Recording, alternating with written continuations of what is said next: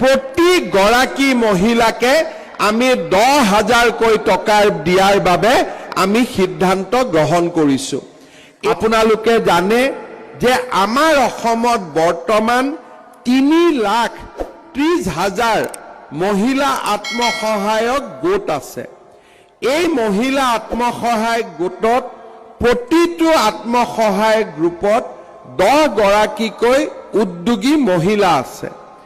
এই 30 লাখ মহিলাই নিজৰ ঘৰত যদি মৌ পালন আৰম্ভ কৰে, এই 30 লাখ মহিলাই নিজৰ ঘৰত যদি সামান্য বাৰী খেতি আৰম্ভ কৰে, এই 30 লাখ মহিলাই নিজৰ ঘৰত যদি গাহৰি কুকুৰা হাঁহৰ জৰিয়তে কণী উৎপাদন আদি আৰম্ভ কৰে, অসমত আমি কোনো খাদ্য সামগ্ৰী বাহিৰৰ পৰা আমদানি কৰিব নালাগিব। আৰু সেইবাবে এইবাৰ বাজেটত অসমৰ মহিলা আত্মসহায়ক গোটৰ 30 লাখ সদস্যক উদগনি জনাবৰ বাবে আমি এখন বিশেষ আৰ্থিক সাহায্যৰ আমি কথা বাজেটত উত্থাপন কৰিছো।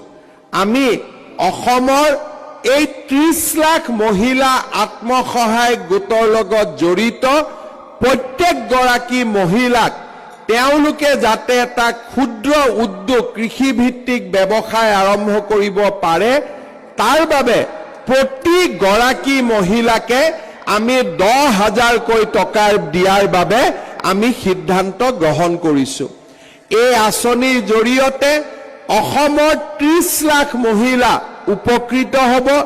তেওঁলোকৰ বেংক একাউণ্টত চৰকাৰৰ পৰা পুঁজি যাব আৰু তেওঁলোকে যদি ঘৰত নিজাকৈ এটা উদ্যোগ স্থাপন কৰিব পাৰে, তেতিয়া গ্ৰুপ নহয় ব্যক্তিগতভাৱেও বেংকে লোন দিয়াৰ কাম আৰম্ভ কৰিব।